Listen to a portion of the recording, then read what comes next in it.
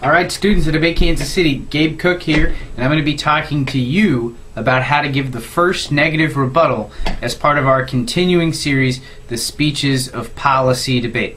This is the first rebuttal speech that happens, and there's one thing that you need to keep in mind about rebuttals.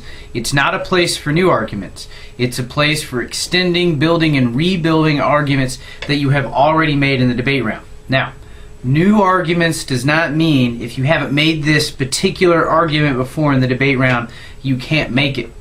When we say new arguments, we mean that you can't create brand new positions. So, for example, if in the first negative constructive, I didn't read any disadvantages, in the first negative rebuttal, I couldn't suddenly drop an economy disadvantage on my opponent. That's considered too late in the debate round. The constructive speeches are where you lay out your main arguments. The rebuttal speeches are where you hash out whose main arguments are best. So keep that in mind. The first negative rebuttal is not a place for brand new arguments. You can read new evidence, you can give new explanations, you can respond to other teams' arguments in new ways. The other team's arguments, I should say, in new ways. But you're not going to be creating new positions or dropping new arguments on your opponent. That's generally considered unfair.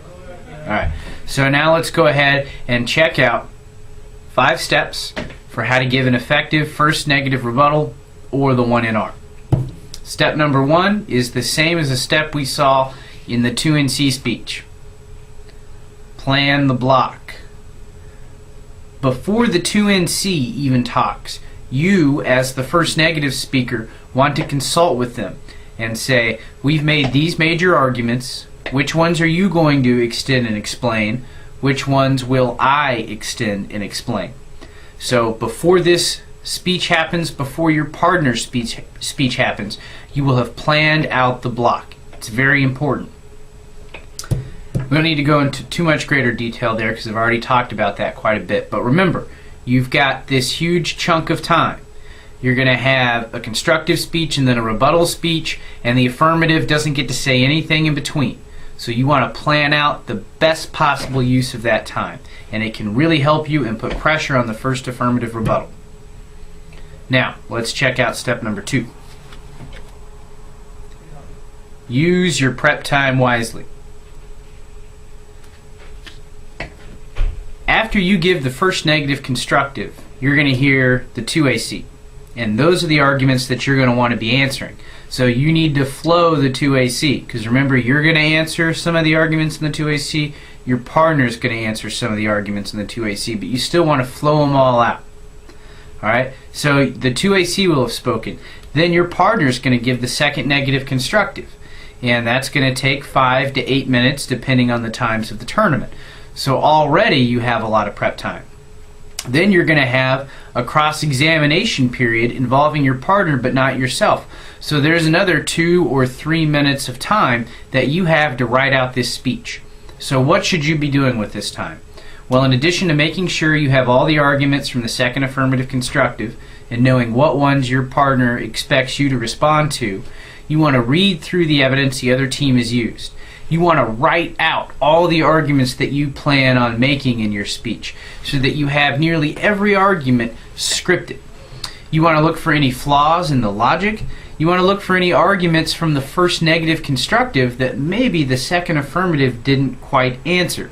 And if you have an argument that went unanswered, you can stand up and say, Judge, the second affirmative constructive didn't get to this argument. That means it's conceded in this debate round. Here's why it's important. Here's why it matters. So you want to use your prep time to really plan out the speech. Now let's check out step number 3. You need to talk to the 2NC after they've given their speech. Here's why. I've told you that you try to plan out the block, divide it up. Well, let's say that your partner missed a few of the arguments you expected him or her to take.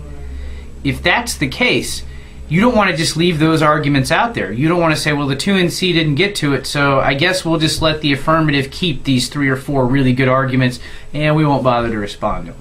That's not going to work out.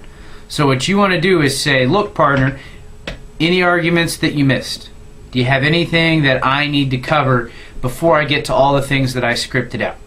This little bit of communication can really help you, because if you miss an affirmative argument, guarantee they're going to use it against you. So make sure that the second negative constructive stuck to the plan and answered all the arguments they need to. If they didn't, you're going to have to adjust your speech a bit. That leads us into step number 4. Hopefully everything's gone well, your partner covered all the arguments that they needed to, and you can really turn up the pressure on the 1AR. I've mentioned the block. You have a time advantage, which means if you put out more arguments and more arguments and more arguments, it's going to be difficult for the first affirmative rebuttalist to cover them all. So you put incredible pressure on the first affirmative rebuttalist by making a number of arguments, and that doesn't mean you just say anything, you just argue whatever. You need to be making good arguments. But if you can make extra arguments and find ways to put pressure on them, and make a number of sound arguments in a number of different places on the flow, you can really pressure the first affirmative rebuttalist. They may even be arguments that you're not necessarily winning the debate round on, but you know that the other team has to answer them. So try and pressure them so that you really use that time advantage. Now let's go ahead and check out our 5th and final step. Extend and explain.